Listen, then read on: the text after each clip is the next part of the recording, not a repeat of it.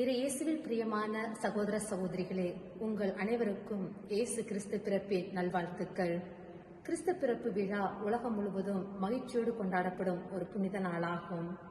இவ்விழாவானது கிபி 4ஆம் நூற்றாண்டில் சுமார் 336ஆம் ஆண்டு முதல் இத்திருவிழாவானது கொண்டாடப்பட்டு வருகின்றது. கிறிஸ்தவ மதம் ரோம பேரரசில் வளரத் தொடங்கிய போது கிறிஸ்தவர்கள் தங்களுக்கென புதிய மத விழாக்களை உருவாக்க தொடங்கினர். பொதுமக்கள் ஏற்கனவே சட்டர்மியா போன்ற பண்டிகைகளுக்கு பழகியிருந்தனர். இந்த விழாவானது குளிர்கால சூழலிலிருந்து சூரியன் மீண்டும் வரக்கூடிய காலத்தை குறிக்கும், அதாவது ஒளி மீண்டும் வருதல் என்பதாகும்.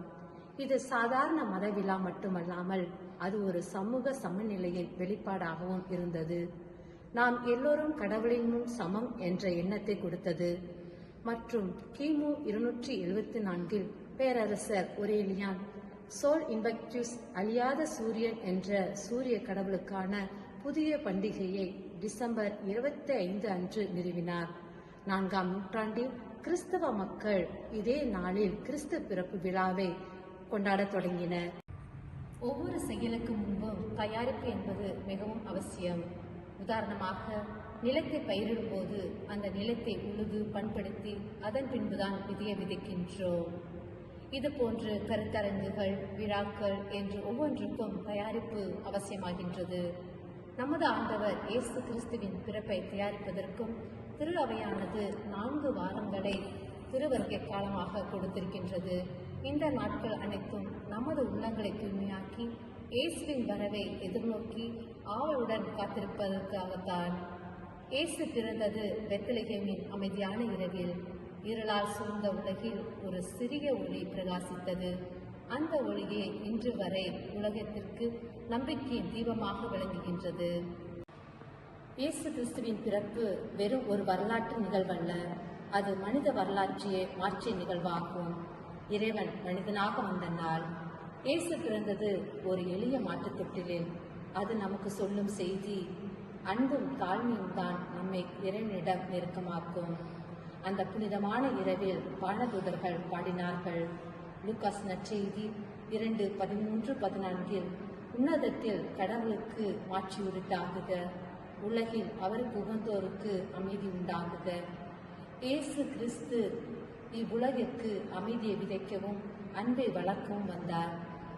அவர் பிறப்பு நமக்கு நினைவூட்டுவது வெறுப்பை மன்னிப்பால் வெல்லவும் துன்பத்தை நம்பிக்கையால் மாற்றவும் நாம் அழைக்கப்பட்டிருக்கின்றோம் என்பதே. காரிருளில் நடந்து வந்த மக்கள் பேரொளியை கண்டார்கள். எசையா 9:2. அந்த ஒளி இயேசு கிறிஸ்துதான் இன்று நம்மிடையே பிறந்துள்ளார். அவர் பெயர் இம்மானுவேல், அதாவது இறைவன் நம்முடன் இருக்கிறார். அவர் பிறந்ததன் மூலம் மனிதன் மீண்டும் இறைவனிடமிருந்து பிரிந்த நிலையிலிருந்து மீட்கப்பட்டான். அவர் பிறப்பு நமக்கு அருளின் ஆரம்பம், அமைதியின் புனிதம், அன்பின் நிறைவு. இன்று நாம் கிறிஸ்து பிறப்பு விழாவை வெளிச்சங்களாலும் அலங்காரங்களாலும் கொண்டாடுகிறோம். ஆனால் உண்மையான கிறிஸ்து பிறப்பு விழா என்பது நம் இதயத்தில் இயேசுவை ஏற்றுக்கொள்வது. இயேசு கிறிஸ்து பிறந்த இரவு எல்லா இரவுகளிலும் இனிமையான இரவு. ஏனெனில் அந்த இரவுதான் வானமும் பூமியும் சந்தித்த இரவு என்று புனித பிரான்சிஸ் அசிசியார் கூறுகிறார். இவர் கிறிஸ்து பிறப்பு விழாவை மிகுந்த ஆர்வமுடன் கொண்டாடியவர். இவர்தான் கிறிஸ்து பிறப்பு மாட்டுத் தொழுவத்தை முதலாக உருவாக்கியவர். ஒவ்வொரு முறை நீங்கள் பிறரை அன்பு காட்டும் போது சிறிய பெத்லகேம் உங்கள் இதயத்தில் பிறக்கின்றது என்று புனித அன்னை தெரசாமால் கூறினார். அன்பு சமூகமே, ஒவ்வொரு முறையும் நாம் பிறரை அன்பு செய்யும் போது சிறிய பெத்லகேம் உருவாக்குபவர்களாக வாழ முயற்சிப்போம். கிறிஸ்து பிறப்பு விழாவின் போது பல பொருட்களை அடையாளங்களாக நாம் பயன்படுத்தி வருகின்றோம்.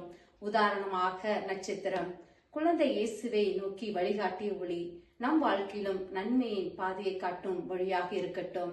மெழுகுவர்த்தி இருளை அகற்றும் ஒளி, நாமும் உலகிற்கு ஒளியாக இருக்க அழைக்கப்பட்டிருக்கின்றோம்.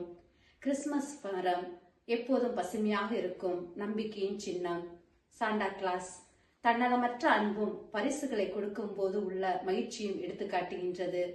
இந்த அடையாளங்கள் அனைத்தும் நமக்கு நினைவூட்டுவது கிறிஸ்துமஸ் என்பது வெளிப்புற அடையாளங்கள் அல்ல, மாறாக உள்ளத்தில் உள்மன ஒளியை உருவாக்க வேண்டும். இன்றைய உலகம் பல சிக்கல்களால் நிரம்பியுள்ளது. போர், வறுமை, வெறுப்பு, தனிமை, இப்படி பல பல. இந்த சூழலில் இயேசுவின் பிறப்பு நமக்கு ஒரு அழைப்பு. நீங்கள் மண் உலகிற்கு உப்பாயிருக்கிறீர்கள், நீங்கள் உலகிற்கு ஒளியாயிருக்கிறீர்கள். மத்தேயு நற்செய்தி 5:13-14. அதாவது, பசியோடு இருப்பவருக்கு உணவளிப்பதும், துன்பத்தோடு இருப்பவருக்கு ஆறுதல் சொல்வதும், தவறு செய்பவர்களை மன்னிக்கும் போதும், இந்த தருணங்களில் இயேசு மீண்டும் நம் வாழ்க்கையை பிறக்க செய்கிறோம்.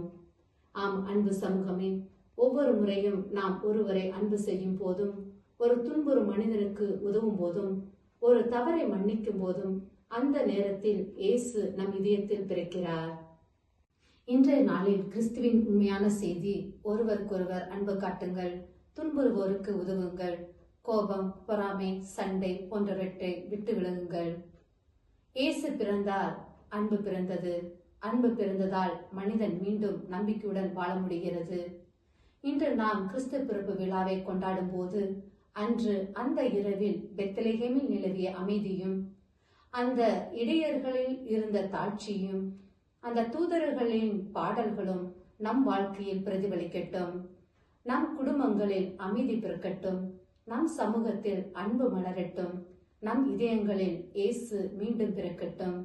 Glory to God in the highest and peace to man on earth. Happy Christmas.